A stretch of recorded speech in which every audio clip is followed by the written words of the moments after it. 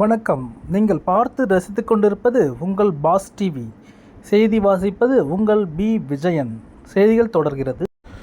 புதுச்சேரி பாஜக தலைவர் பதவிக்கு வேட்புமனு தாக்கல் நடைபெற்று வரும் நிலையில் வி.பி. ராமலிங்கத்தை தவிர வேறு யாரும் மனு தாக்கல் செய்யாததால் புதுச்சேரி மாநில பாஜக தலைவராக வி.பி. ராமலிங்கம் தேர்வு செய்யப்படுகிறார். புதுச்சேரி காங்கிரஸ் ஆட்சியின் சபாநாயகராக இருந்த வி.பி. சிவக்கொழுந்துவின் சகோதரரான வி.பி. ராமலிங்கம் 22/3/1962 ஆண்டு பிறந்தார். இவர் 2019 இருந்து பாஜக உறுப்பினராக இருந்து வந்தார். இதன் பிறகு நடைபெற்ற சட்டமன்ற தேர்தலில் பாஜகவின் வெற்றிக்காக பணியாற்றிய இவருக்கு 2021 மே 11 நியமன சட்டமன்ற உறுப்பினராக தேர்வு செய்யப்பட்டார். அதன் பிறகு கடந்த 4 ஆண்டுகளுக்கு மேலாக சட்டமன்ற உறுப்பினராக திறன்பட பணியாற்றிய அவர் கடந்த 27 தனது பதவியை ராஜினாமா செய்தார்.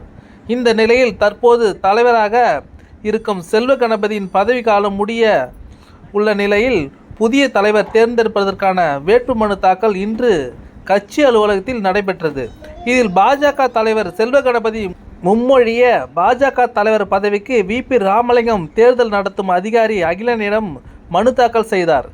மனு தாக்கலின் போது மேலிட பார்வையாளர் நிர்மல் குமார் சுரணா, அமைச்சர் நமச்சிவாயம், முன்னாள் அமைச்சர் சாய் சரவணன் குமார், சட்டமன்ற உறுப்பினர்கள் ஜான்குமார், கல்யாணசுந்தரம் உள்ளிட்ட முக்கிய நிர்வாகிகள் உடனிருந்தனர். இந்த நிலையில் பாஜக தேசிய செயற்குழு உறுப்பினர் பதவிக்கு தற்போதைய பாஜக தலைவர் செல்வ கணபதி மற்றும் உள்துறை அமைச்சர் நமச்சிவாயம் ஆகியோர் தேர்தல் நடத்தும் அதிகாரிகளிடம் தனித்தனியாக மனு அளித்தனர் என்பது குறிப்பிடத்தக்கது.